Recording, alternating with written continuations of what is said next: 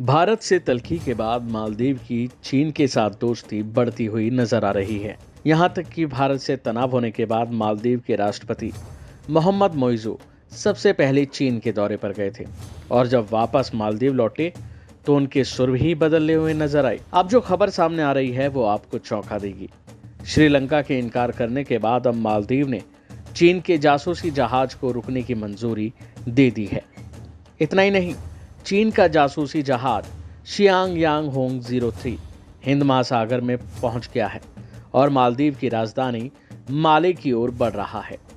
जानकारी के मुताबिक भारत के साथ लगातार मालदीव के रिश्तों में खटास आती जा रही है। मालदीव की दोस्ती चीन के साथ बढ़ती नजर आ रही है। इसका नतीजा ये हुआ कि चीन का रिसर्च जहाज मालदीव की ओर बढ़ रहा है। चीन का रिसर्च जहाज जियांग यांग होंग 03 मालदीव की राजधानी माले में दिखाई दिया है। इस रिसर्च जहाज के बारे में भारतीय नौसेना को मालूम है और वो इस पर कड़ी निगरानी रखी हुई है। खास बात यह है कि जहाज उसी तरह का है जैसा श्रीलंका के पास देखा गया था और भारत ने उस पर आपत्ति भी जाहिर की थी।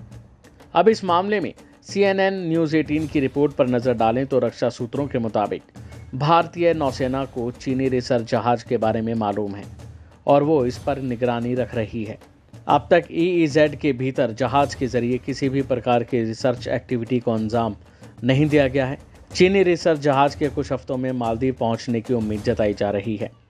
तो वहीं इस बारे में विशेषज्ञ कहते हैं कि चीन अपने जासूसी शोध जहाज के जरिए हिंद महासागर का सर्वे करने जा रहा है। माना जा रहा है कि चीन भविष्य में हिंद महासागर में सैन्य अभियान चलाने जा रहा है और इसके लिए वह जासूसी जहाज से सर्वे कर रहा है।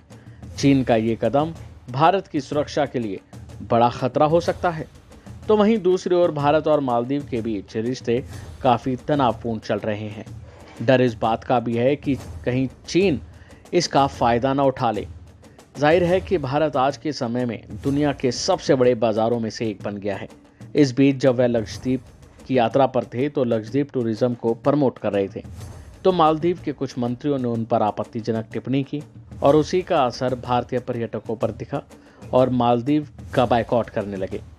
मालदीव की इकोनॉमी वहाँ के टूरिज़्म पर ज़्यादा निर्भर करती है और सबसे ज़्यादा ये विवाद चला तब से भारतीयों ने वहाँ बायकॉट अभियान चला दिया, जिससे उसे करोड़ों का नुकसान हो रहा है।